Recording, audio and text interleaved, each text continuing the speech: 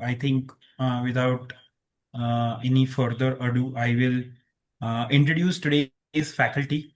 So let me just share my screen. Yes. So, sir, we are really honored to have you. Dr. Kazi Arifuddin sir is currently working as an assistant professor in Department of General Surgery in at GMC Aurangabad and has been passionately involved in surgical training and teaching for more than 7 years.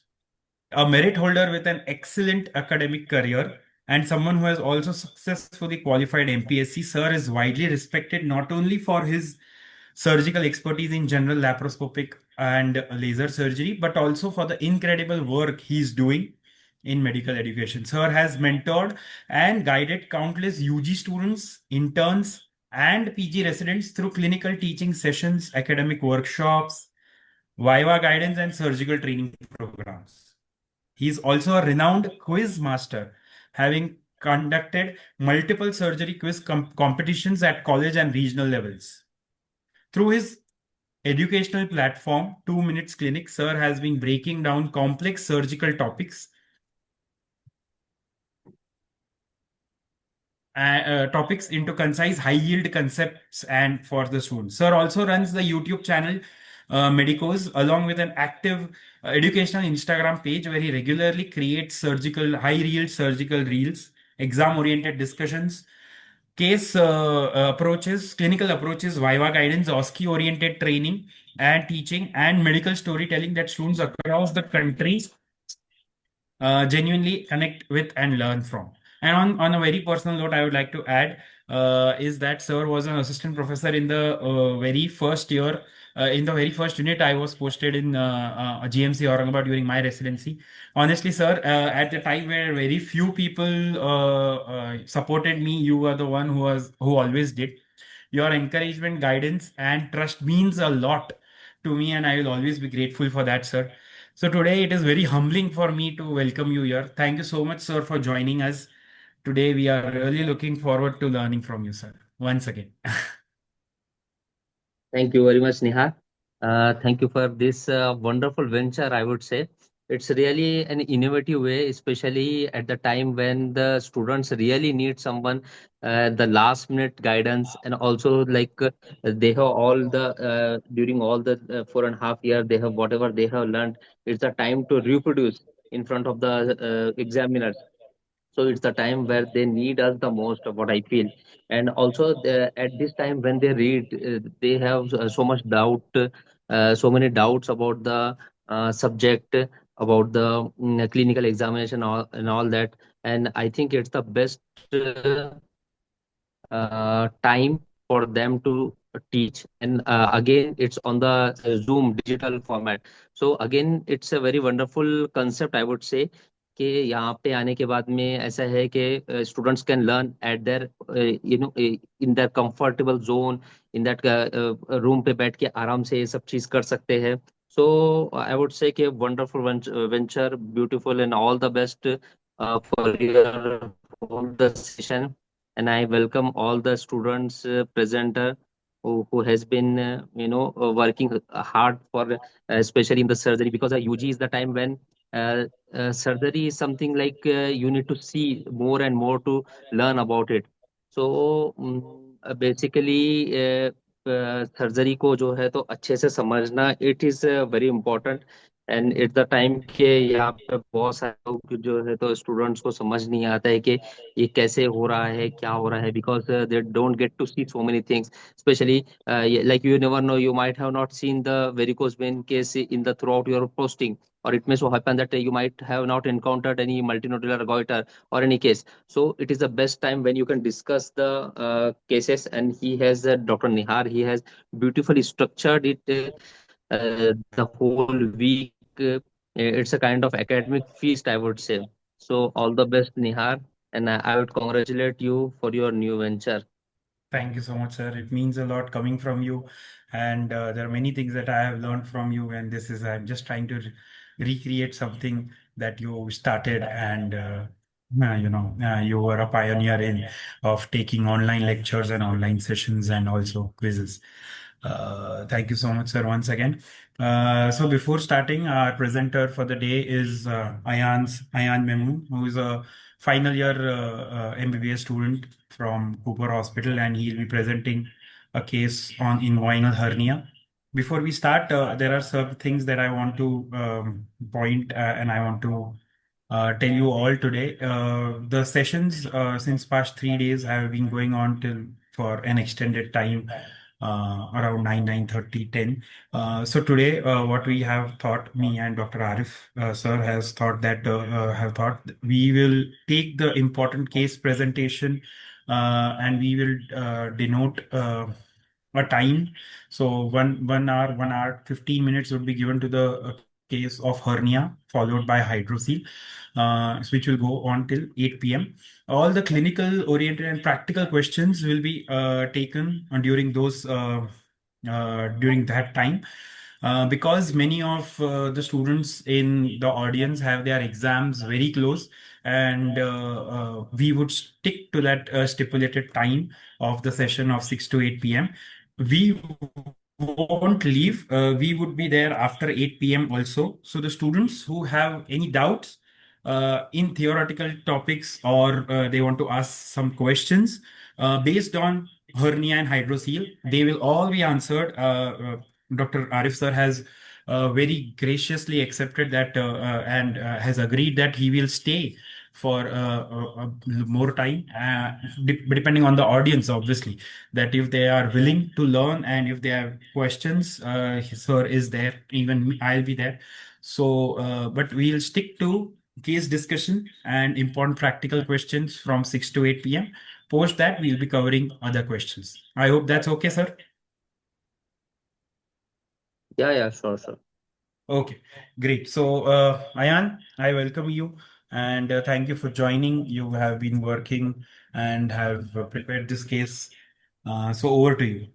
I have allowed you to share the screen as well. Good evening, sir. Am I audible? Yes. Yes, yes.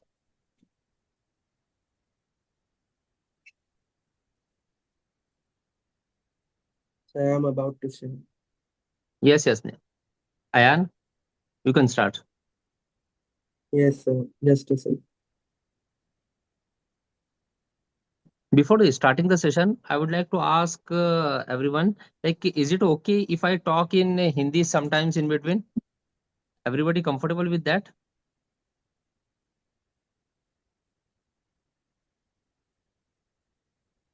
There are few students are actually before the session, before the practicals, we started off this on Monday. Many of them had messaged me asking the same, whether it would be comfortable in Hindi. Would the lectures, would the sessions be in English? Because there's one or two students not from India as well.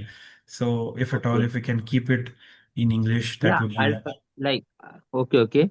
Like we will do it in Hindi, but if at all somebody needs it in Hindi, then you can say. Yes, Okay? yes. Yes. So may I start? Yeah, yeah, sure, sure. So, a 45-year-old male resident of Andheri, laborer by occupation, presented to OPD with chief complaints of swelling in right groin since 6 months. Patient was apparently all right 6 months back when he noticed swelling in the groin region, insidious onset, gradually progressive, initially present only in the groin region, later extended into scrotum, initially of size 2 by 2 centimeter of a coin and then progressed to a size of a 6 by 6 centimeter, similar to a tennis ball. Swelling increased on standing, coughing, straining, and reduces on lying down on manipulation done by the patient. It was associated with dull dragging pain. History of strenuous work and lifting heavy weight was present. There was no history of any episode of irreducibility of the swelling with pain in abdomen, distension, vomiting, and obstipation. There was no history of chronic cough, TB, smoking. There was no history of any chronic constipation or straining during defecation. There was no history of straining during micturition, nocturia, poor stream, incomplete voiding. No history of past abdominal surgery. Personal history, diet was patient consumes a mixed diet, sleep was adequate, patient denies any addiction, bowel and bladder was normal. Past history, there was no history of diabetes, mellitus, hypertension, tuberculosis, or asthma. Family history is not contributory. So summary, 45-year-old male presenting with the inguinoscrotal swelling since 6 months, which increases on straining and is reducible, is most probably a case of inguinal hernia.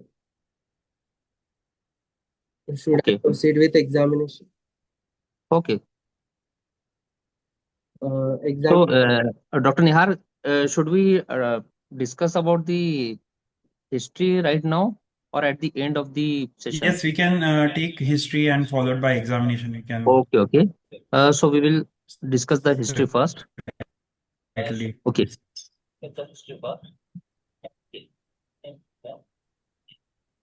First of all, I would say it's a good history on the MBBS level. You have covered most of the points which are required, but I would like to highlight few fine points on that. First, the can you go to the first slide? See, nowadays, it is better to always tell gentleman or lady instead of male or female. That is the first thing I would like to tell you. And then, otherwise, you have covered. If you can say about the name and if you can say about the name and religion, that would also be helpful, especially in this case. Ayan, can you tell me what is the importance of religion in this case? Skin.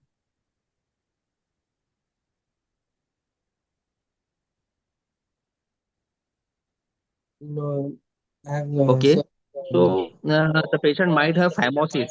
Hmm? That can be one of the point because the phimosis there can be development of the hernia. So that can be one of the point. Okay. So what I would say is the 45-year-old gentleman named XYZ. Okay, Hindu or Muslim by religion, laborer by occupation, presented to the OPD. Hmm? Now, yeah. what about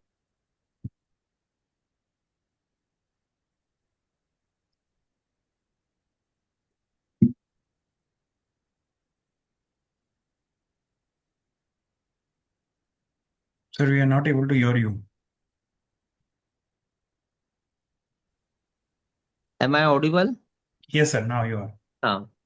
Uh, so in the chief complaint, most of the students what mistake they do is they tell that swelling in the right inguinal region or right inguinoscrotal region. Remember that inguinoscrotal region or inguinal region, it's a medical Mm. term. Huh? So groin is a layman's language, and chief complaint should always be in the patient's own language. So he has rightly written it that swelling in the right groin since 6 months, and duration and what in the layman's language. These are the two important things which has to be there in the chief complaint. Okay. So till now it's okay. Okay. Now go to the second slide. Okay. So in the history of present illness, see, this is the point. This is the time of the case presentation where the examiner judges how in depth you know the subject.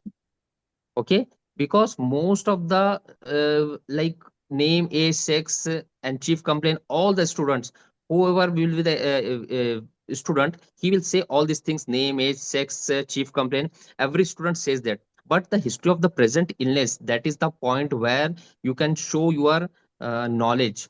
So he has already covered so many things. For a brief, I would like to say that in the history of present illness, what you have to see is the onset, progress, duration, aggravating factor, relieving factor, and if at all there is any associated feature. So he has covered all these things.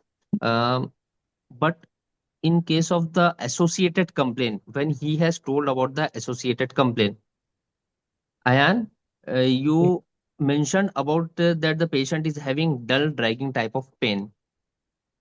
Yes, sir. Okay. So what do you think? What is the cause of that pain? So, because the contents are reaching till the scrotum, there is a pull of mesentery, which is leading to the dull dragging pain. Dull dying them. Can you tell me that what are the causes of pain in a case of hernia? So, Suppose a patient with hernia comes to you, complains about the pain. so pain can be if there is any obstruction in the if the intestine is obstructed, so it can lead to pain.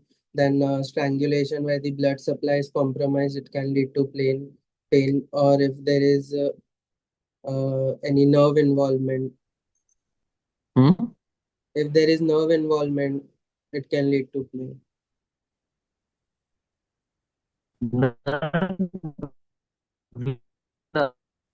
Will get involved in hernia, I guess. Ilioinguinal or iliohypogastric. Ilioinguinal. No. Uh, there are three points during the course of the inguinal hernia where the patient can have pain. First is the at the starting of hernia.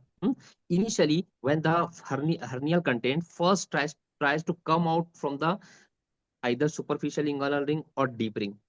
This is the first point when the patient will experience the pain, and this will be a burning type of pain. Okay. Now the second type of pain will be the dragging pain, and it is because of the dragging of the mesentery, because the content may come out, and because of the long standing, especially in the evening time. So second point, when the hernia will be large enough to cause the drag, so there will be dragging type of pain. And the third pain, it will be at the time when the patient develops obstructive feature. Okay. So obstruction, what will be the nature of the pain in the obstruction? Sharp shooting colicky pain.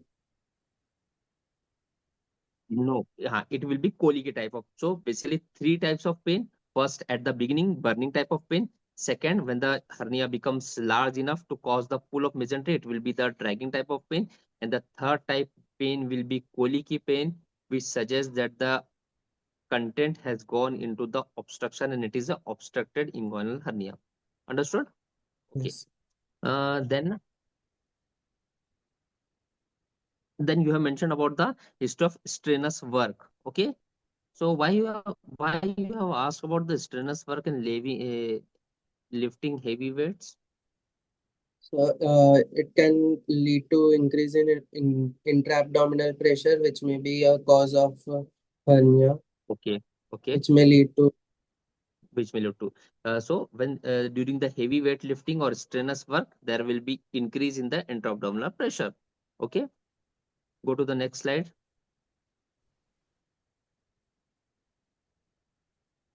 Okay, now you have asked about the negative history. Why you have asked about the history of irreducibility and pain distension?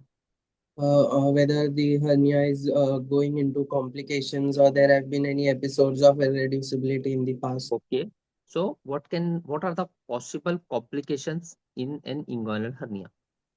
So the complications are mainly obstruction and strangulation. Obstruction is where the lumen gets obstructed, so there will be pain in abdomen, vomiting, and there will be obstipation, that is inability to pass feces as well as gas. And the other is Okay. strangulation, where the blood supply may be compromised, leading to ischemic changes. Leading to ischemic changes. So these are the complication. Okay. And why you have asked about the this cough, smoking and all that? But then I wanted to rule out other etiologies. So chronic cough, TB, any chronic cough conditions like TB or because of smoking can lead to increase in abdominal pressure and then cause hernia.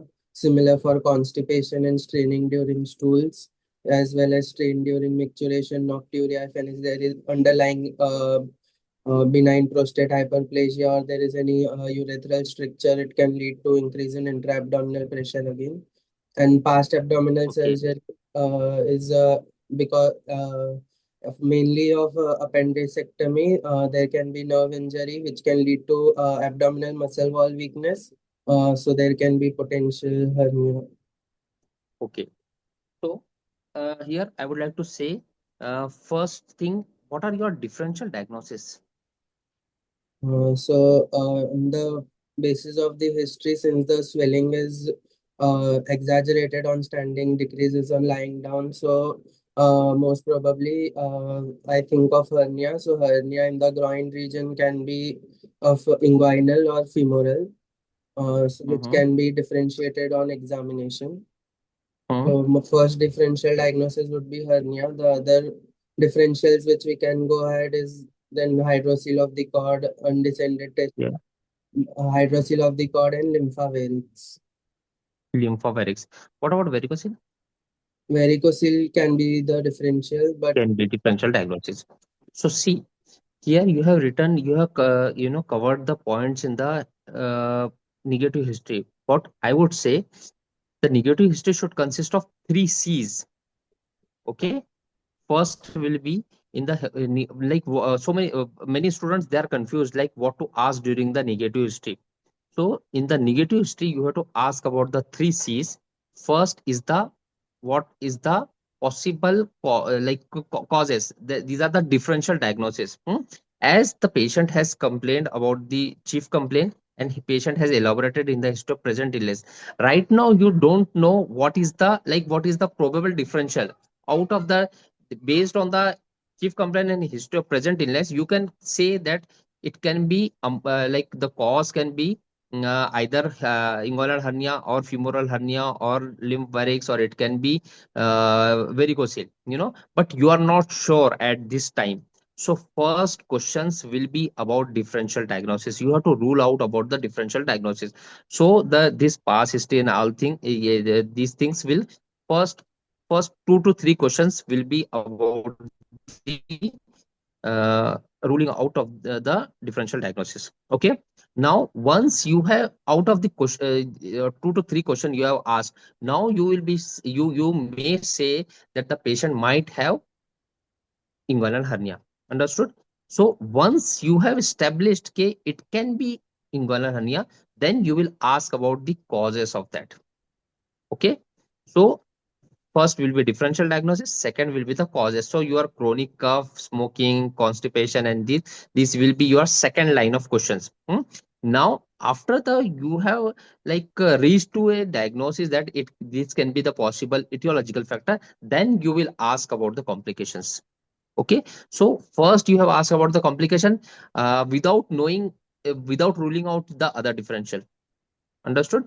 Because during the negative history, it might come as a varicocele. Okay, there can be history of lymphatic, there can be history of hydrocele, there can be history of any lymph node. So once you have asked about the complication, so it does not correlate, it is not coherent.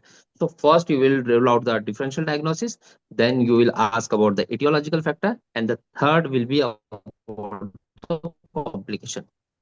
Okay, understood? Now, one question I want to ask here is now you have asked about the no history of past abdominal surgeries. Suppose a patient is having open cholecystectomy. Is it related to hernia? Not so likely. If the patient has underwent laparotomy, is it related to hernia? Yes, laparotomy How incisions come? are Laparotomy, usually inguinal hernia. No, I'm talking about inguinal hernia and laparotomy. So only surgery which is related to inguinal hernia is inguinal. appendicectomy. Nah? So better to say no history of any past open appendicectomy surgery. Okay. Understood? Okay. Now, another question is you have talked about the no history of smoking. How smoking is related to hernia, inguinal hernia? Smoking can be a cause of chronic cough, which can be cause for increase in intra-abdominal pressure, and smoking additionally also causes weakness in the abdominal muscle tone. How? So it prevents the conversion of proline to hydroxyproline, so collagen 3 Okay, very good. fermentation is Very good. So these are the two causes why we ask about the smoking. First, it is the one of the risk factor for chronic cough or COPD. Okay, first thing, and also it hampers the conversion of collagen in the synthesis of collagen, and also it affects the elastin also. Hmm? So these are the two three reasons why the smoking is related to hernia causation of hernia. Okay, understood. yes. Okay, go ahead. Now about the personal history, you have asked about the diet. Okay, what is a normal bowel and bladder? What is a normal bowel and bladder habit? Patient is able to pass the stools regularly and urinate without any obstruction or So see, um, bowel and bladder are like when we describe they are either regular or irregular. Understood? They cannot be normal. Huh? So what you can say is bowel and bladder habits are regular, or there is a frequency, increased frequency, or there is decreased frequency, or you can say that. But bowel and bladder habits are regular. Okay. Now, past history. Here, I would say some of the examiners they object about mentioning the diabetes and hypertension in past history. Now, what is the reason of that? What some of the examiner think is that diabetes and hypertension, these are the chronic disorder. Hmm? And once a patient is diabetic, he is diabetic for lifelong. Once a patient is hypertensive, the patient will be hypertensive for lifelong. Okay, so it should not come in the past history. So some of the examiner might interrupt you at this point, saying that diabetes and hypertension, these does not fall in past history. So what is the solution of that? Before the personal history, like before the past history, you should mention the patient is non-diabetic and normotensive. It also like feels good, it is professional way to say, and then you say there is no history of past history of the tuberculosis, asthma, previous surgery and all that. Okay, understood. yes. ठीक. Then family history. Okay, go ahead. Now you talked about the summary. Okay, till now it looks okay. One thing I would like to mention over here is that while saying the dragging type of pain, you should follow that Socrates, that like you have to Mhm. talk about the whenever patient complains of pain, you should talk about the site, onset, character, any radiation, severity, okay, aggravating, relieving factor, and all that. So whenever there will be any complaint, it should be elaborated. You cannot just say that it is associated with dragging type of pain. It is always better to say. Now, can you grade the pain? Is there any way to grade the pain? We use the visual assessment. Yes, very good. Visual analog scale VAS. Huh? So that is very easy and simple method if at all you want to grade that. Huh? So for if you want to score good marks at that point, it might help you. Okay. Otherwise, it is not much expected from the undergraduate students. But if at all you want to, give a good impression to the examiner, at that time you can say about that. Okay. चलिए, ठीक है. Neha? Dr. There are Neha, actually, shall we yes, yes, proceed to examination? there are two questions that have come Anything else on you the, want to add? yes, sir. There are two questions that have come on the chat box. I'll Yes. just ask, can orchidectomy increase the risk of hernia? This is the first question. Orchidectomy as such does not increase. Basically, the hernia is because of the intra-abdominal pressure. Okay, the main cause is the increased intra-abdominal pressure. If at all there is increased intra-abdominal pressure, then that would lead to the protrusion of the content. Otherwise, orchidectomy as such does not have the direct correlation with the hernia formation. And the other question is, sir, can you please give examples of what all questions to be asked as differentials in negative history? Okay. Okay. Dr. Ayan, you want to add on this? So for varicocele, we can ask about any infertility issues if present. Yes. Very good. See, And whenever we ask about the negative history does not, only on the basis of one symptom, we cannot rule out or we cannot, include that any differential. For that, you had to have some two to three, a syndrome, two to three symptoms together. For example, if it is a varicocele, then you might say that the patient does not feel, patient does not have pain in the scrotum and associated with infertility. That is another very good point because the main presentation of the varicocele is the infertility. Okay. Then also, as during the history, what the patient has told, it was initially in the groin. Huh? Later, it has come down into the scrotum. But the varicocele, it is felt first in the scrotum, then it goes above. That is another one point in the negative history about the varicocele. Now, the second point is the filariasis. Okay, so for filariasis, patient should have history of fever with and painful lymph node, painful swelling in the groin region. That can be the on the basis of this, you can rule out the filariasis. Another thing is that there are some endemic zones. What is the causative organ of filariasis? Busheraria Ucheraria bancrofti. And what is the carrier of that? How to say? mosquito. Okay, Aedes mosquito. Okay, so Aedes mosquito and Ucheriria bancrofti. So most of the time, the filariasis is confined to the areas, rural areas, huh, where there are so many mosquitoes. So especially if the patients belonging to northern part like UP, Bihar, West Bengal, these are the areas. These are prone to have filariasis. Okay, so on the basis of endemicity, you can like say about the filariasis.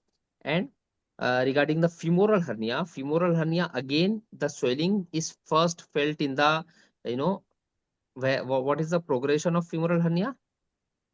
It comes out of the femoral canal downwards, then outwards, and then it goes upwards. It goes downwards, then forwards, then upward.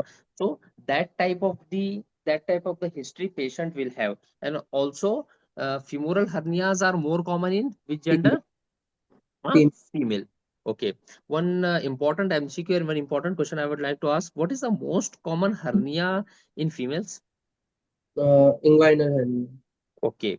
So most common hernias in females are inguinal hernia. Okay. But femoral hernias are more common in female. Okay, so one thing you should not get confused. So these are the two. And yes, lymph node and all that, if the patient does not have history of pain, fever, inflammation and swelling, then the lymph nodes are ruled out. Okay, any other question? There's one more, sir. How does open appendectomy increase the chance of inguinal hernia? Okay, Ayan, can you say? So there can be injury to iliohypogastric nerve, which supplies the muscles of the abdomen, leading to weakness. So Yes. can be potential. During the appendectomy, there can be the nerve injuries related to L1. Okay, so it can be either iliohypogastric or ilioinguinal. Some of the books they mention about the iliohypogastric, and some books they mention about the ilioinguinal nerve. But mostly iliohypogastric nerve, it is most commonly related to open appendectomy surgery, because at the McBurney's point, when you take the oblique incision, at that time the nerve gets injured, and because the nerve gets injured, so motor supply is lost and the muscle loses its tone. Because of that, there will be development of the hernia, that too on the right side. Okay, open appendectomy is a risk factor for development of right sided inguinal hernia. Okay, so good. If any Examination. other question will be there, you can ask in the chat box so that we can come to that. Okay. So examination. Okay. Uh, Examination. General examination. Temperature. Patient was trial to touch. Pulse was 78 beats per minute. Regular. Good volume. Blood pressure was 120 by 80 mmHg measured in right arm sitting position. Respiratory rate was 16 per minute. There was no pallor, icterus, cyanosis, clubbing, lymphadenopathy, or any edema present. Then local examination, patient was examined in a well-lit room with due consent and adequate exposure from nipple to mid-thigh. Examination was done both in standing as well as supine position. Inspection, which was done in standing position, a piriform shaped swelling of size approximately 7 by 5 by 2 centimeter was seen in the right inguinal region extending till scrotum. Cough impulse was present. Skin over the swelling was normal. Penis was deviated to the opposite side. There was no visible peristalsis, no scars or dilated veins were seen. All other hernial orifices were normal. On palpation, which was done in standing as well as supine position, all inspectory findings were confirmed on palpation. No local rise of temperature or tenderness. Getting about the swelling was not possible, and testes was felt separately from the swelling. Size of the swelling was 8 by 6 by 2 centimeter. Doughy inconsistency. Initial part was reduces easily. Later part was difficult to reduce. Palpable cuff impulse was present. Then on Zeeman test, impulse was felt on index finger. On deep ring occlusion test was positive. That swelling does not reappear. And on superficial ring invagination test, contents were palpable at the tip of the finger, and the finger goes upwards, backwards, and outwards. On percussion, there was dull note on percussion. Systemic examination per abdomen. Abdomen was soft, non-tender. There was no organomegaly. Bowel sounds were heard. Cardiovascular system examination. S1, S2 was heard. There were no murmurs. On respiratory system examination, air entry bilaterally equal. No adventitious sounds heard. On CNS examination, patient was conscious, oriented to time, place, and person. There was no focal neurological deficit present. Diagnosis: 45-year-old male laborer presenting with inguinoscrotal swelling since past 6 months, which is reducible with positive examination findings of presence of cuff impulse and positive deep ring occlusion test, is a case of right-sided reducible incomplete indirect inguinal hernia with the content probably being omentum.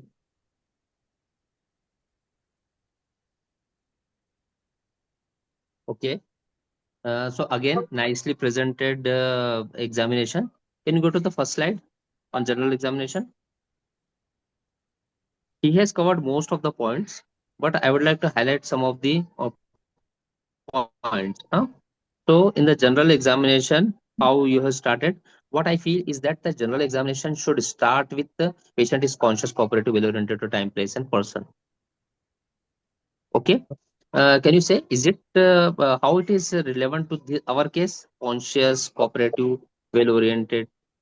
So whether we examine with consent and what instructions we are giving, the patient is able to follow. What else? Anything else? Medical correlation.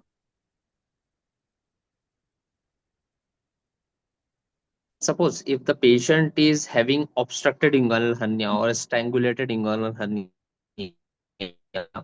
so the patient's consciousness level will be altered. Okay, that is one of the important point.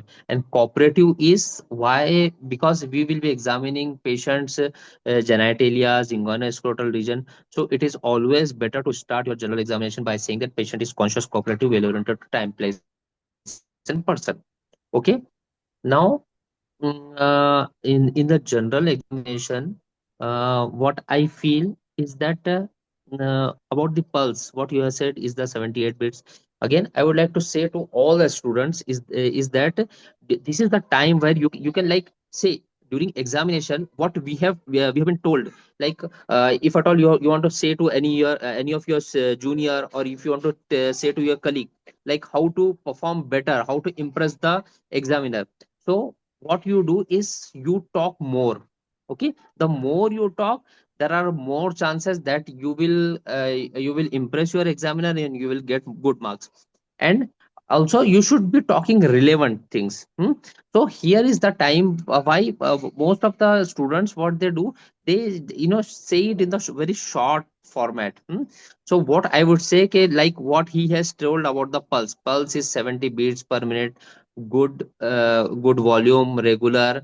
Okay, here you can say, okay, there is a good tone of the vessel, there is no radioradial delay, no radiofemoral delay, all the peripheral pulsation are normal, because this is how we have been taught how to describe the pulse in our first physiology examination. Okay, so what I would say, okay, you follow the same thing. Again, it will be very impressive. Okay, and also you are talking, and you have to say this in all the cases. Okay, whether it is a long case, whether it is a short case, so it is a good habit to describe the pulse in the full length. Okay, again the same thing in the blood pressure taken on the right arm in the supine position or sitting position, that will again give you a good impression to the examiner. Okay, here I would say, in the general examination you have not mentioned anything about height, weight and all that. BMI is also missing. BMI, is it related to hernia? Is it relevant to? BMI, if a patient is obese, it may be a cause of, again, weak It abdomen. may be a risk factor, it may be a cause of hernia. So it is always better to mention height, weight, and BMI. See, at the undergraduate level, okay, if you talk about the height, weight, and BMI, so this will be it is first of all, it will give good impression, because not all the students, out of 100 students giving exam, only 4 5 will describe about the height, weight, and BMI. You will be one of them, so that will definitely give you an edge over the other students. First thing. Second thing, it is relevant. Okay, suppose you have taken the BMI. Now how will you say about the BMI? Suppose the BMI of the patient is 25, so how will you say? 25 kg per meter cube. Per meter? Cube. Per meter square. Meter square. Meter square. It is the yes. So the BMI, the SI unit of the BMI, you should know about that. You should know the formula. So again, if the examiner asks you about the BMI, you should be ready. So that will definitely, if you give the more answer, that will be helpful for your scoring good marks. Okay, understood? Again, you have not mentioned about the pedal edema. Have you mentioned? Edema you have mentioned, and you have not talked about the hydration status. Hydration should also come during the general examination. Okay, so 2 points which are missing over here are BMI and hydration status. Otherwise, this is a very nice general examination. Okay, go to the next slide. Now local examination. Again, it is a very good habit that what you have described is patient is examined in well lit room with the due consent, with the adequate exposure from the nipple to mid thigh. Okay, so every case, in each and every case, you will start your local examination in this manner only. Okay, now one thing, some of the examiner, good examiner, they object about the local examination. Okay, they say that local examination is very local word. Okay, so what you can say is the examination of inguinal region. Okay, Okay. so again, you have started very well. In the inspection, you have told about the pyriform shaped swelling of size 7 by 5 by 2 centimeter in the right inguinal region extending till the scrotum. Okay. So why you have said, what is the importance of this having the pyriform shape? The pyriform shape swelling are seen in indirect inguinal hernia, whereas globular swelling are seen in direct inguinal. Okay. Now, can you tell me what is the difference between direct inguinal hernia and indirect inguinal hernia? So indirect inguinal hernia is when the contents come from the deep inguinal ring through the inguinal canal and then from the superficial inguinal ring into the scrotum, whereas direct inguinal hernia comes directly from the posterior wall of the abdomen through the fascia transversalis into the superficial inguinal ring. So that's sufficient. But you did not mention the exact location from where the this comes out. Uh, Direct inguinal hernia. so it Is there any triangle? Hasselback's triangle. So direct Okay. spinal hernia comes medial to the Hasselback's triangle and indirect comes lateral to the Hasselback's triangle. No, no, no, no, no. No, no, no. Direct inguinal hernia comes out through the Hasselback triangle. Okay. And what you are telling is medial and lateral? Inferior epigastric. These are the inferior epigastric vessels. If the inguinal hernia is coming out from the medial side of the inferior epigastric hernia, inferior epigastric vessels, then it is direct inguinal hernia. If it is coming out from the lateral side, then it is indirect inguinal hernia. Now the question arises: as soon as you say about the Hasselbalch triangle, the next question will be Boundaries. boundaries. Can you tell me the boundaries? So medial boundaries by the outer border of the rectus. Yeah. Inferiorly is the inguinal ligament, and then laterally is the inferior epigastric. Very good. So every student going for hernia case presentation must know about the Hasselbalch triangle, okay, and the boundaries of Hasselbalch triangle. Direct inguinal hernia comes out from the Hasselbalch triangle, whereas the indirect inguinal hernia comes out from the deep ring. Okay, Yes. chalega. Now in the inspection, then the second point was you have told is the cuff impulse present. Do you want to modify it or Uh, you want to improvise it? Visible cuff impulse was seen. Visible cuff impulse. Anything else you want to add?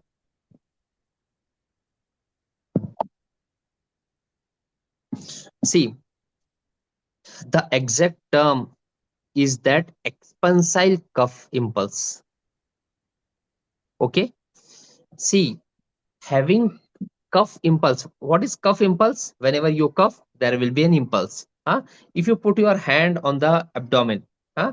Anywhere on the abdomen, and if you cuff, then there you will feel the impulse. Huh? But that is not hernia. To qualify it as an hernia, there should be impulse as well as there should be expansion.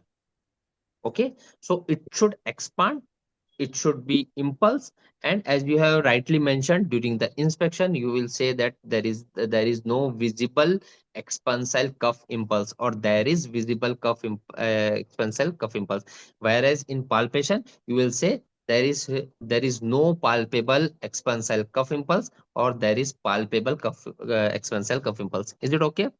Yes, sir. Now skin over the swelling is normal. You can say that there is no dilated vein scar what you have told. Okay. Do you expect any skin to be abnormal here? If there is strangulation, the skin over the swelling will be red and edematous. Okay, okay. Okay. Then And penis is deviated to opposite side. That is again a good point, which suggests that the hernia is large enough to push the penis to the opposite side. Okay. There is no visible peristalsis. What does it mean? visible peristalsis can be is seen in mostly in cases of obstruction, or if the skin over the swelling is very thin, then sometimes visible peristalsis can. Sometimes visible. Have you examined any patient with hernia? How many patients you have examined of hernia? I have seen, but not of any obstruction. Okay. Like, have you seen when during the inspection? Can you see there is some movement at the scrotum? Yes, sir. It is because of the contraction of the dartos muscle. Dartos muscle.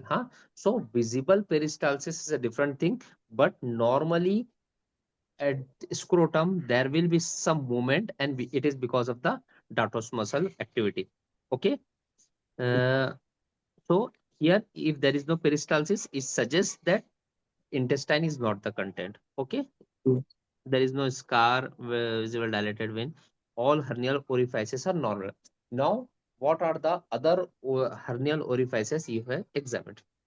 For femoral hernial orifice, then for epigastric, umbilical, paraumbilical. Okay. As now you are giving good answers.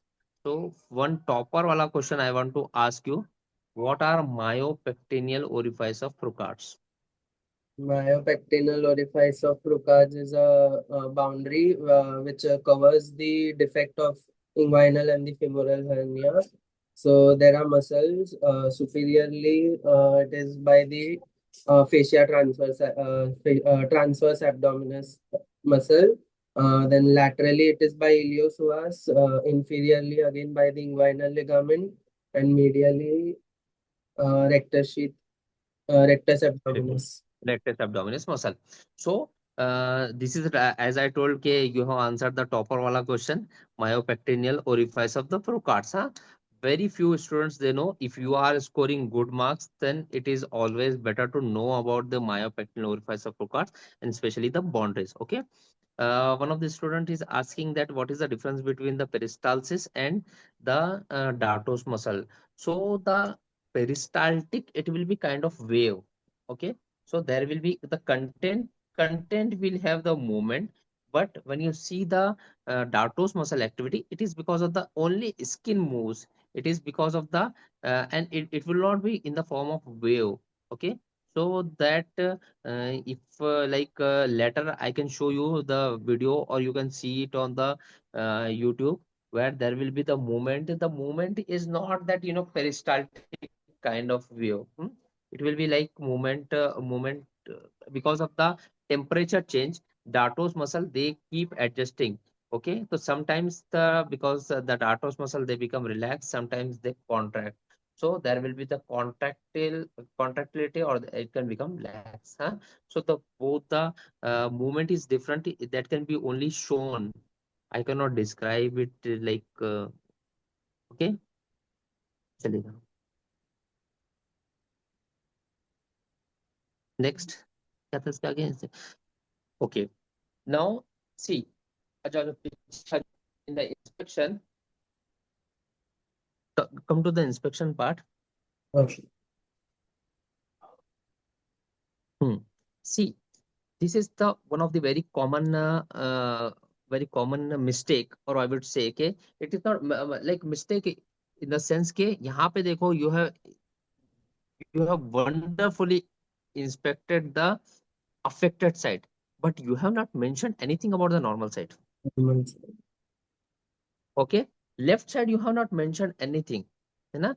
This is the I very just want to common thing. add. Huh? It happens with most of the students, and also during the examination time you have so many things to remember, and also like you are not used to presenting, or like you are not used to recollecting everything.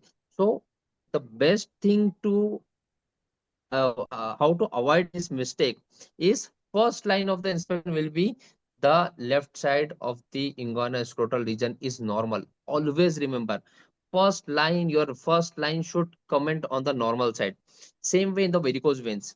If the right side on the right leg, if there is a varicose vein, most of the time what happens ke we do not mention about the left leg, and that is very very important.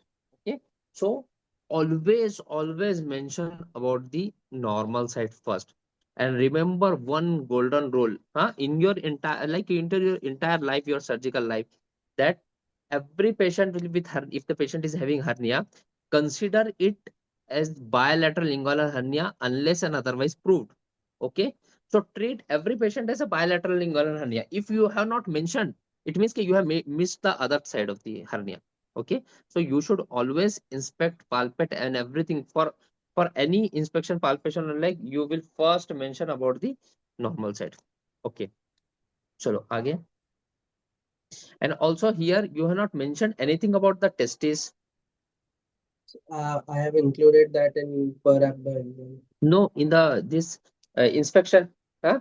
Other genitalia looks normal, like that. You can say testis appears normal on inspection.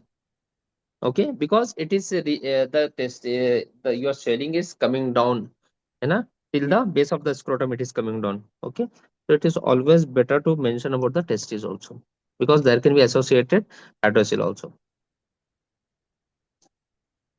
Okay, palpation. Patient done in standing as well as supine position. So all inspectory findings were confirmed. There were no local rise of temperature or tenderness. Yes, you have described now. Okay, now tell me, on the palpation, why you have examined the patient in a standing position?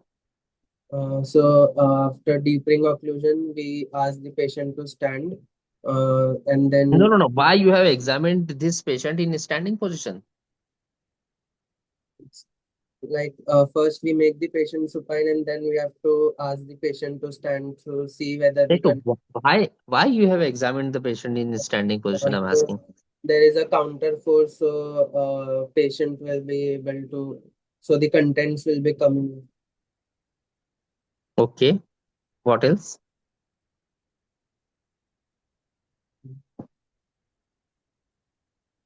The So, swelling, hmm, where increase in the swelling size can be seen. increase in the swelling size. Okay. So basically, there are two, three reasons. Huh? Why? Remember, hernia should always be examined in standing position. Okay. Should always. Okay. Now the reasons for examination of hernia in standing position is that, first thing, for example, direct inguinal hernia. Okay, direct inguinal hernia, they come out only when the patient is in the standing position. As soon as patient lies down, direct inguinal hernia initially it disappears. Okay, first Yes, reason. So if you are not examining the patient in a standing position, you are missing the direct inguinal hernia. Okay, second thing, when the patient stands, huh, so at that time you can see the whole the extent of the hernia because of the gravity, or it will come down. So if the hernia is reaching up to the base of the scrotum, or it is bubonocele, or if it is funicular, or like whatever it may be, so whole extent of the hernia can only be seen when the patient is standing. Second thing. Third thing is varicocele. Always remember, you can never get varicocele in lying down position. Okay, yes, sir. so because now how can you say on the palpation if the patient is having varicocele? Bag of worm like feeling of the Bag of form appearance. Okay, so what is varicocele? varicocele is the stasis of the venous blood in the testes because Venous blood, huh? So it is the dilatation of the pampiniform plexus. Okay, so in the, as these are veins only. Okay, so as soon as you lie down, veins collapse. Okay, so when the patient is in the lying down position, varicocele cannot be examined. So varicocele, direct inguinal hernia, and the whole extent. These are the three reasons why every hernia should be examined in the standing position only. Now, what is the first line? First line, all the inspectory findings are confirmed. What are the inspectory findings you have confirmed? so the size of the swelling Mm, mm, that was okay. approximate. So then we confirm it on palpation, and So then all. Uh, you have how you have examined the like size, how you calculated the size so using a measuring tape, using major tape, huh? And what is your second line? Is the no local rise of temperature. Why to examine for the temperature and tenderness in the initial part?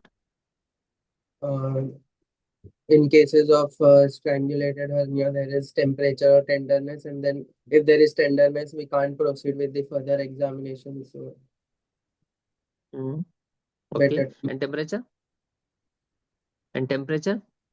temperature will be again raised in cases of strangulation.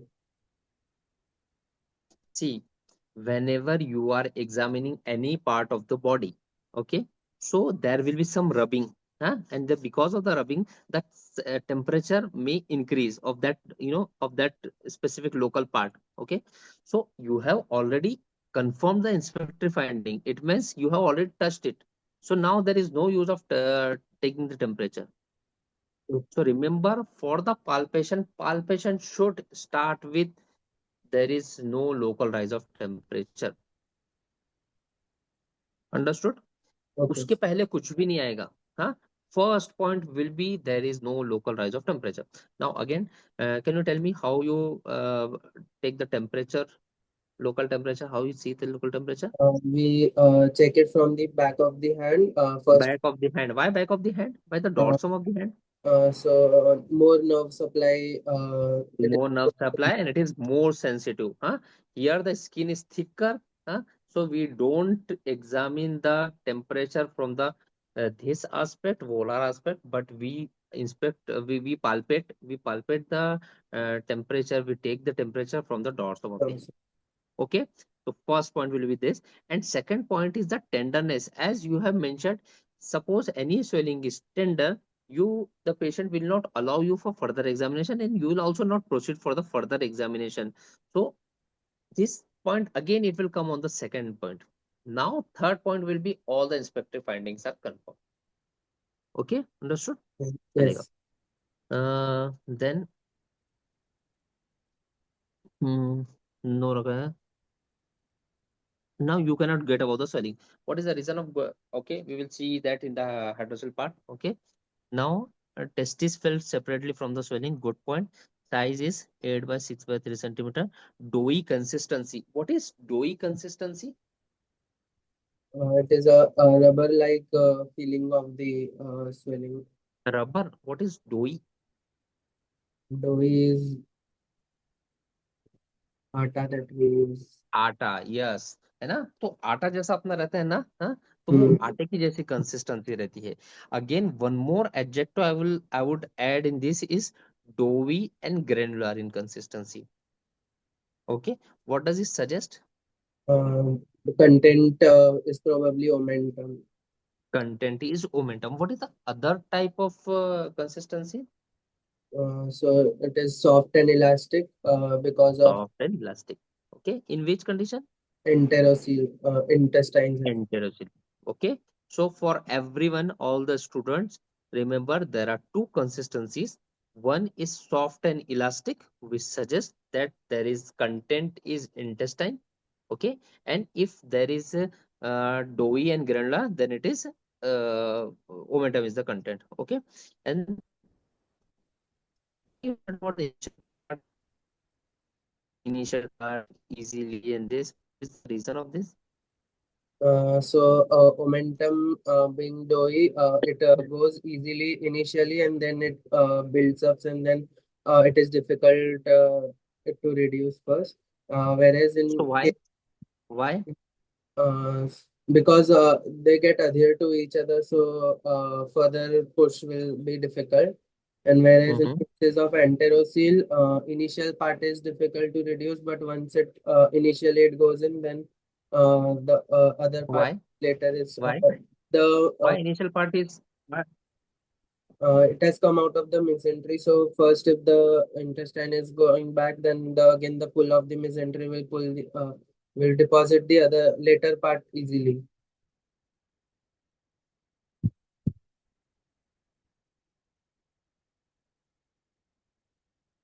Ayan, can you hear us? Yes, sir. Okay. So see, during the when the content is intestine, so intestine will be filled with gas. Okay.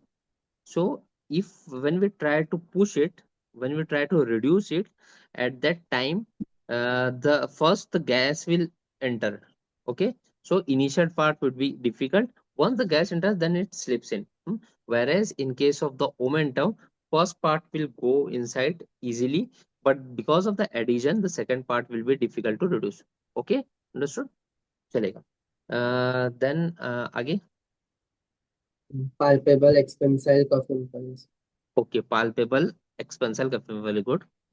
चलो, The Zeeman test.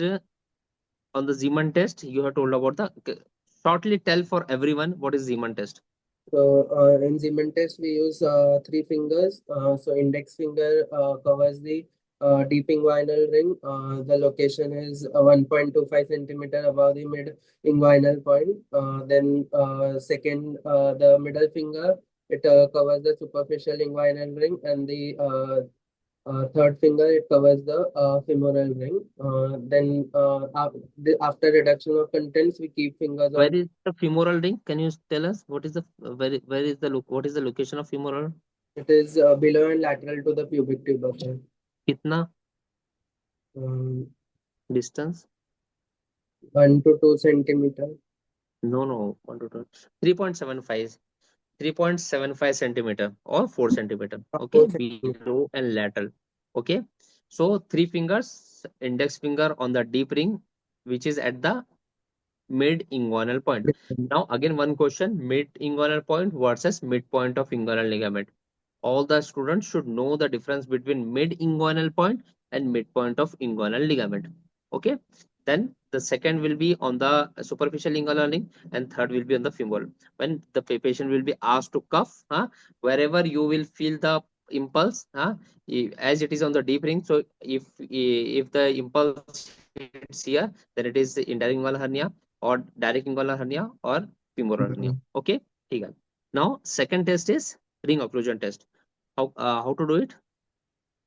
So we reduce the content first. Mhm. Then we using the thumb occlude the deep ring, and then make the patient stand, and then ask the patient to cuff.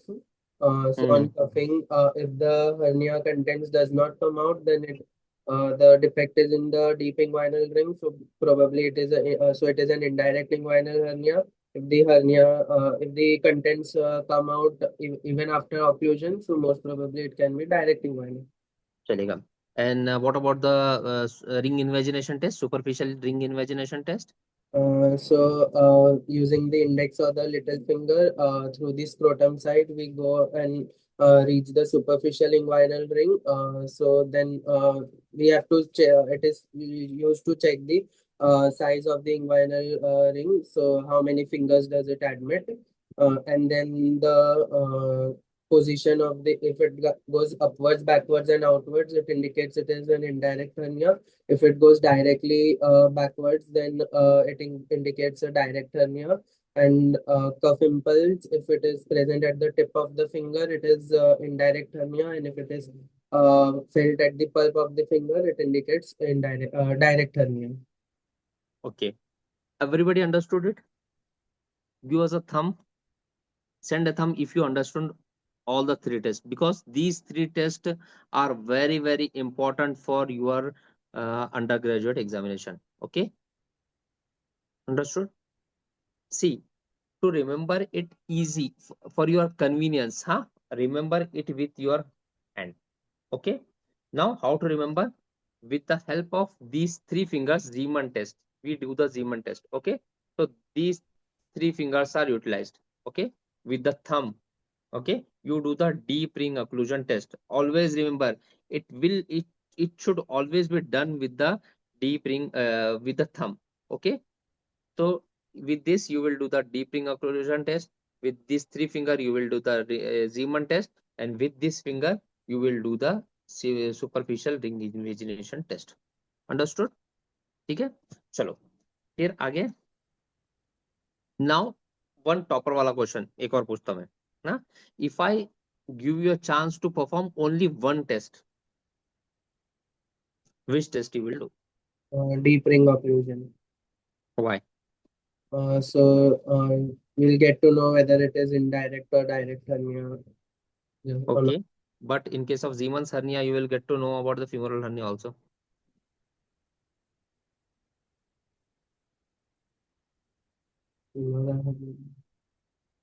है ना? In the Zeeman test, you are getting that direct and indirect inguinal hernia, and in with this also you can see the femoral hernia also. But femoral hernia will, if present, will be always lateral to the pubic tubercle. So Okay. No, actually, there is a scientific reason. Have you done one test in the physiology where you put the, on the back, you prick or you like touch and you ask how many points you can 2 point. appreciate? Have you done that test in physiology? Yes. 2 point discrimination. What is that? 2 point Say it again. discrimination test. 2 point discrimination test. Okay. Have you heard about the 3 point discrimination test? Mm. है ना? Because there is no 3 point discrimination test. Our brain cannot differentiate between the 3 points. Okay. So during the Zeeman test, है ना? If you are putting 3 fingers and the patient coughs, your brain can differentiate only two, any of the two. Your brain cannot differentiate between the three different points. Okay. So what happens? Ke there are chances that you may miss any of the three. That is the biggest disadvantage of the Zeeman test. Again, the superficial ring invagination test, it is very cumbersome. Usually nowadays nobody does it. So we remain with only one test, that is the deep ring occlusion test. Okay. One more question over here is that you are again whatever we are doing, direct, indirect, indirect. है ना? Now, what is the treatment of direct inguinal hernia? So direct inguinal hernia, we don't open the sac, we reduce the content, and we can uh, repair the posterior wall defect, whatever is using So either what do we call it? herniorrhaphy or hernioplasty. Hernia. And what is the treatment of indirect inguinal hernia? In indirect inguinal hernia, we have to cut the sac, and we do high ligation of the sac near the deep inguinal ring and reduce the contents. And this is known as herniotomy. And then we proceed with the herniorrhaphy or hernioplasty. Okay. Now tell me why we are so much obsessed about knowing whether it is a direct inguinal hernia or indirect inguinal hernia. Treatment options are different. Treatment option, there are no much treatment different. In both the cases, you do the hernioplasty only.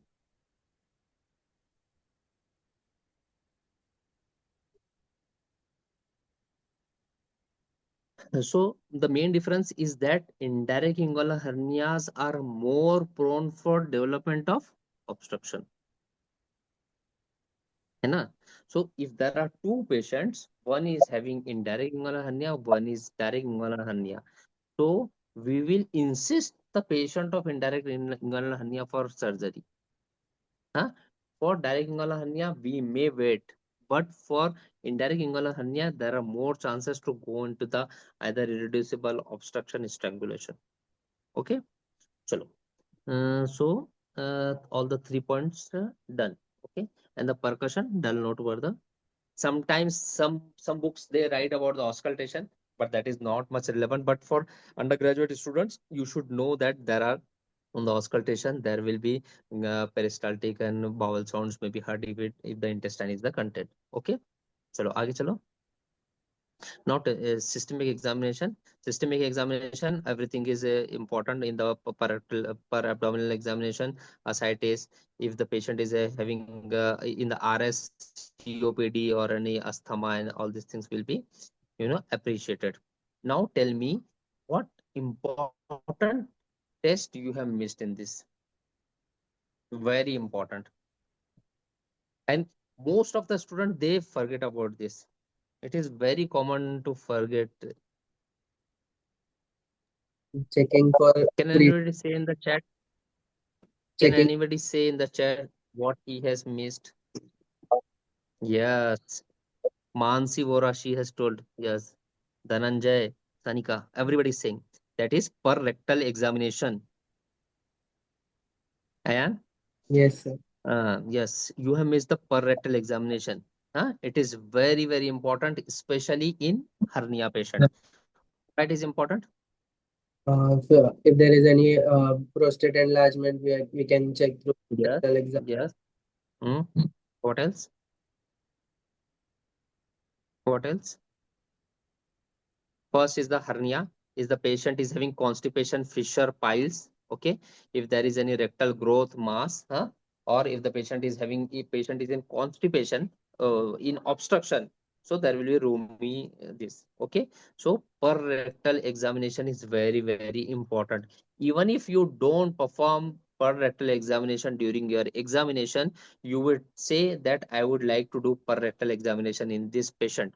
And if the patient is female, then you would say I would like to do per rectal and per vaginal examination. It is must. Okay. Yes. Okay. चलेगा. Then चलेगा. So what is the diagnosis? See, again in the diagnosis, you have mentioned about the like summary. Huh? Whenever if you have to summarize, then you will say all these things. But most of the examiners they expect that in the diagnosis you will tell only the diagnosis. Okay. So what is your diagnosis? Right-sided. Case of right-sided. See, there are some examiner like me, huh, who will, you know, start counting as soon as you will talk about the diagnosis. Okay. So what you are saying is the right-sided, Right-sided, reducible or irreducible, uncomplicated, incomplete, incomplete, indirect inguinal in hernia indirect inguinal hernia. with content as omentum, What else you could have added? with possible etiology of Possible etiology of strenuous work and heavy exercise. strenuous work and this. Okay. Again, now tell me what more important examination you have missed during your examination. Anything any other student can tell? Very, it is not very important clinically, but for undergraduate students, it's very favorite question of the examiner. Is the Malgagnis bulging? Huh? You have not mentioned about the you have not examined, and also you have not mentioned in the diagnosis also. So if I want to correct your diagnosis, then I would say, okay, without any complication, one word I would add. Another thing is the possible etiological factor as the strenuous work and with good abdominal Abdomen. tone. Or if there is Malgagnis bulging are present, then you would say where you will look for the Malgagnis bulging. So on the flanks, not Huh? exactly Flanks. the flanks, able to In the lower abdominal region, okay, above the inguinal ligament. Nah? So if you know, this is the point where you have to tell the examiner that I know about the Malgagnis bulging. Understood? yes. So some points you have deliberately you have to tell to the examiner that I know this point. Understood? चलेगा. Then वो हो गया 8 point. So there are basically 8 points we have to tell in the diagnosis. Okay, we have covered it. Now tell me that what is how will you manage this case? So first we'll proceed with investigation. Since it is a clinical diagnosis, there are not much investigations to confirm the diagnosis. What we can do is USG abdomen and USG prostate to look for the other causes. Uh, if USG prostate is not done, we can check for urine flow. Then we have to go with investigations which are used for anesthesia fitness when we check for basic complete blood count, LFTs, RFTs, blood sugar levels, and chest X-ray and ECG for anesthesia fitness, and then we can proceed for surgical management.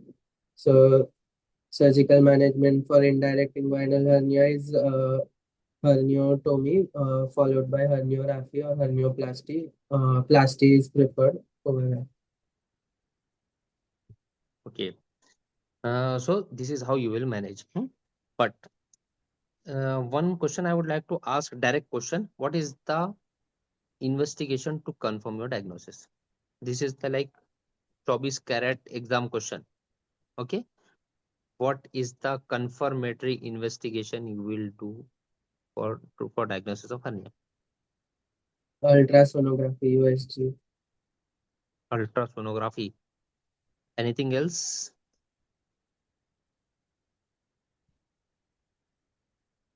See, remember, There is no confirmatory test for diagnosis of hernia. It is a purely clinical diagnosis. Understood? There is no, you cannot, on the basis of examination, you can say each and everything about the hernia. Huh? You can say about whether it is omentocele or entocele. You can say if it is obstructed or not. You can say if it is complete, incomplete. Everything you can say, even etiology, if you can like determine on the basis of history and clinical examination. So directly examiner directly ask what is the investigation of choice. Huh? Always remember ke, hernia is purely clinical diagnosis. Okay, one thing. The second thing, what you are saying is that herniotomy followed by this and hernioplasty, it preferred, है ना? Don't give such answers during examination. Okay? Have you seen? Have you attended clinical posting? Such type of patient comes to the OPD. Huh? What surgery they do? Yes. Hernioplasty. Hernioplasty. Always remember. Huh? There are for 45-year-old male patient, huh? Gentle 45-year-old gentleman, I would directly go for hernioplasty. Okay? So basically, there are three types of surgeries. One is herniatomy. What do you mean by otomy? Opening of these. Oh, cut opening, huh? And it is done only in cases of congenital hernias. Okay? In the if the patient is if patient is having congenital hernia, in the pediatric age group, we will do herniatomy. Otherwise, in adult, we don't do herniatomy. Huh? It is one of the step of hernioplasty, but as such, we don't label it ke herniatomy. Okay? So one is that. Second is herniorrhaphy. What is herniorrhaphy? Where the defect is sutured, close using sutures. How? So we have Close with suture. है ना? See, have you like anytime what happens कि अपनी कभी jeans जो है तो jeans फट जाती है ना? hmm, If you know jeans tears or any cloth tears, what we do? जाके अगर if it is like वो अपनी बहुत favorite है वो jeans, तो what we do? हम जाके इसका क्या कराते हैं? रफू करवाते हैं, रफू, है ना? Have you done that? Rafoo. The same Rafoo thing is rafi. Okay, so what we do in the rafu, with the help of a thread, we give close as a sutures, है ना? Same thing we do, we use the local tissue and we give the suture. Either it is shoulditis repair or basin is repair or diaroning or desada, whatever it may be. But if you are using the local tissue, then it is herniorrhaphy. Now what happens ki if there is some big defect, what we do, we take that another cloth and we give a patch. So if there is any patch repair, that is called as hernioplasty. Okay. And this is the era where we do the hernioplasty only. Most of the time we do the hernioplasty only. So if I am asked about the treatment of this, then I would say that I would like to go for open lichen stent tension free hernioplasty. This will be your complete answer. How will you, what surgery you will do? I would go for open like lichen stent tension free hernioplasty. Okay.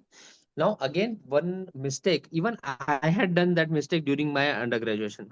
Like I was trying to, sometimes what we do, we try to over impress the external or examiner. So what we do, if in my case only, examiner had asked me which surgery will do. So I told I I would like to go for laparoscopic surgery repair, hernia repair. Again, remember, on undergraduate level, you would say that I would go for hernioplasty. Huh? If examiner insist you, what other alternative you would like to give? And in that case, you will say that I would like to go, I would give the option of laparoscopic surgery. Huh? Even on in the PG examination also, we tell our residents to answer this only. Because in the OTs, most of the time you have seen that we do the open repair only, like instant, है ना? Because that is the commonly practiced thing. So if the patient, if the examiner specifically ask you, in that case you will tell about the laparoscopy. Okay, which laparoscopic surgery you will do?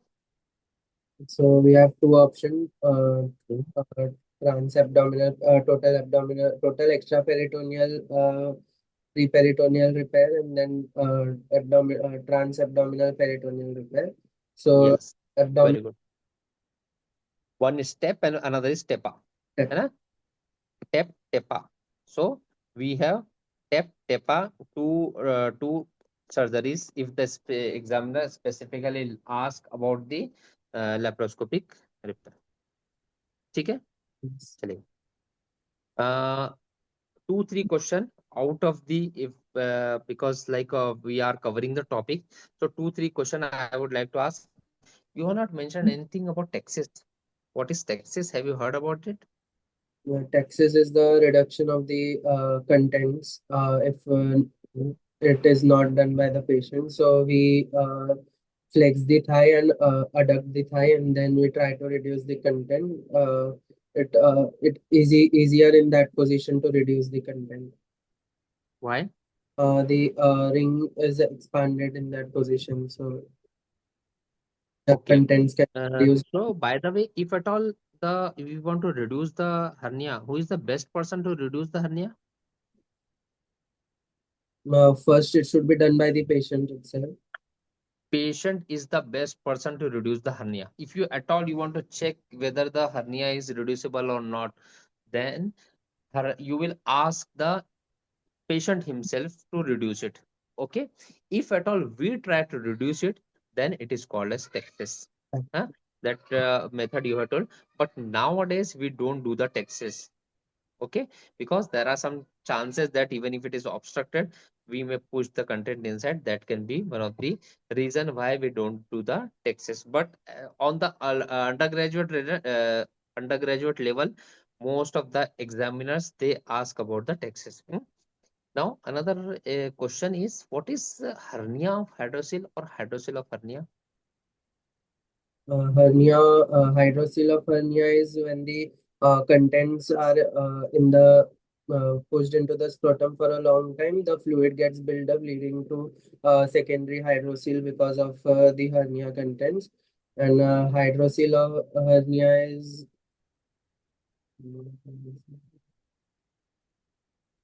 when hydrocele grows big enough, so it weakens the posterior wall, and then there is protrusion of the contents there. No, what you have told is actually hydrocele of hernia. Okay. Now what happens if there is a hernia content? It is in the inside the sac and the neck. If neck is short enough. Now what happens? The content they secrete some fluid. Okay, and or like fluid gets accumulated over there. So there was first hernia was there, and now there is collection. Right. So it is called as hydrocele of hernia sac. Okay, and there is something called as hernia of hydrocele. It means that already hydrocele is there, and one of the part of the hydrocele is herniating out of the one of the layer of that. Then it is called as Hydrocele. hernia of hydrocele. Understood? Yes. चलिए, ठीक है. Anything else you want to ask?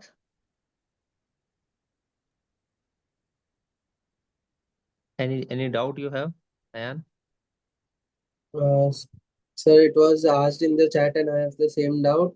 But how do we assess for the hydration status of the patient? See, hydration of the status, as you have been taught in the medicine and pediatric, we look for the tongue, whether if it is tongue is moist or not. We see for the eyes, if the eyes are moist or not. So these are then the skin turgidity, all of that. But best is the look for the tongue. If the tongue is moist, then patient is hydrated. If it is tongue is dry, then it is patient is dehydrated, because in case of the obstructed inguinal hernia or strangulated inguinal hernia, patient is commonly dehydrated. So we have to give the resuscitate the patient. So it should always come in your general examination. Yes. Somebody is asking, is there any relevance of religion in hernia cases? See, there is no direct relation, but the phimosis can be one of the reason. Because of the phimosis, there can be a straining, and it may lead to the hernia. Otherwise, there is no such direct correlation.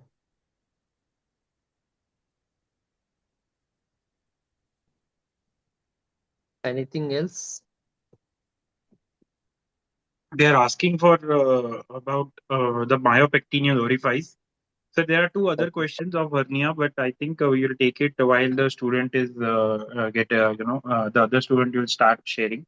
So I think any closing statements are for Ayan. See, one question. It is what is pantoloon hernia?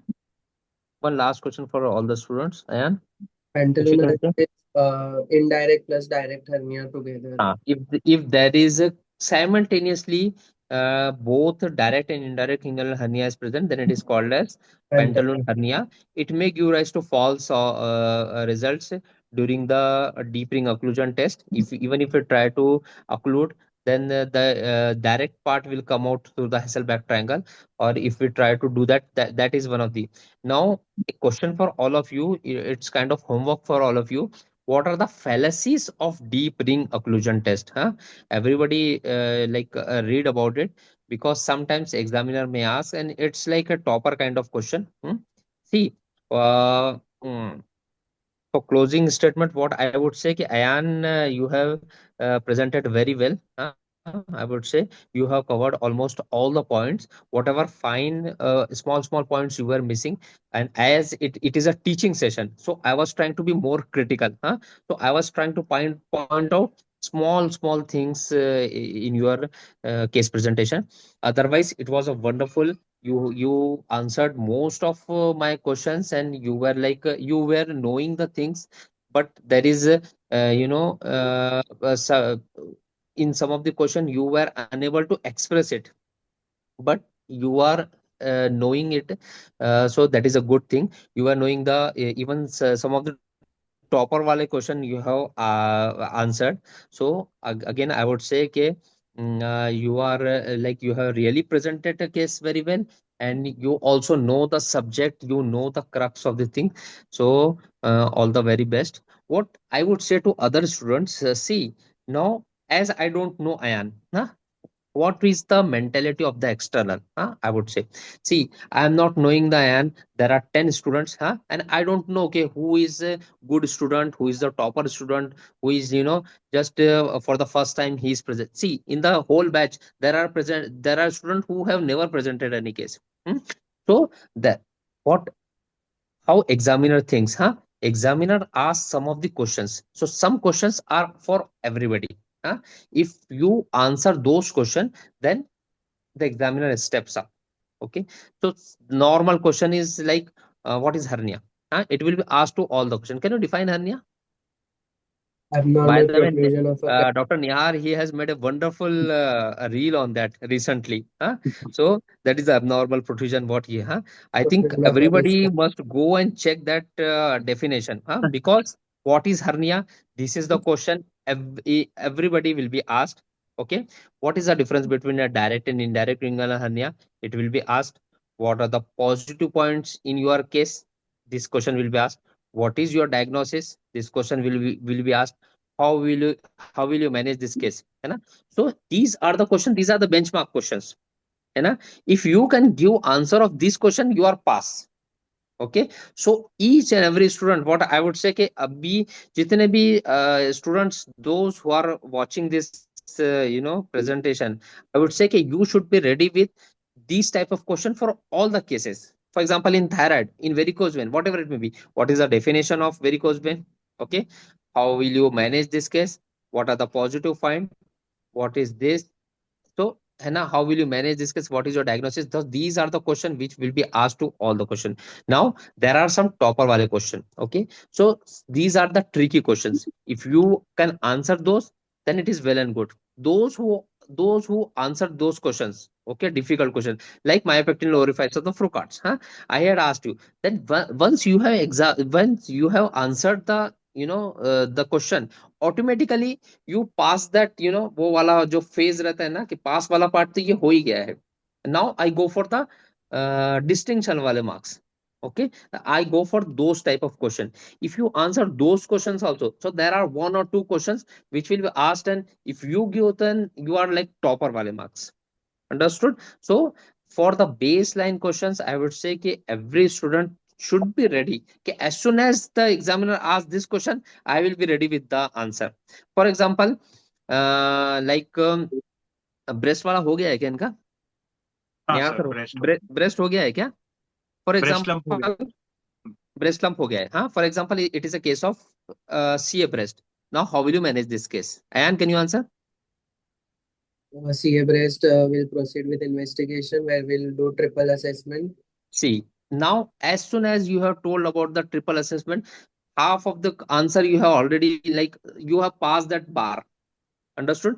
तो these are the question you should be ready, है ना. अभी तुम hernia के mindset थे, बस as soon as I ask you, you came up with the triple assessment, it means के तुम्हारा वो लेवल वहां पे चला गया है. तो for all the students what I would say कि you practice all this things. Okay, what is your taking, यहाँ पे तुमने fumble, you no need to fumble, you have to answer it in a fluent way, all the question. Okay, so Ayan, all the best for your final viva and your future journey. You have presented very well, and I am sure ke all the students they have learned about the hernia. I tried to cover most of the points during this last 1.5 hours. So if at all you have any question, you can ask Dr. Nihar, or like if there is any other way, so we can also answer your question in future. Okay, all the best and very nice presentation. Thank you, sir. Okay. Thank you so much. That was a great discussion, Ayan, and thank you, sir, for such an insight, because you covered everything, not only of hernia, but also how to examine, why to examine standing, why to examine supine. That was very insightful. Thank you so much, Ayan. If you can stop sharing, I would request our next presenter. So we can start right